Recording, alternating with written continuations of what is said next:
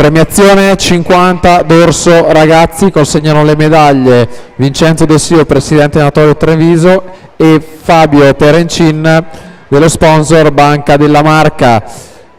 Medaglia di bronzo Davide Costantino, amatore nuoto, 28,78.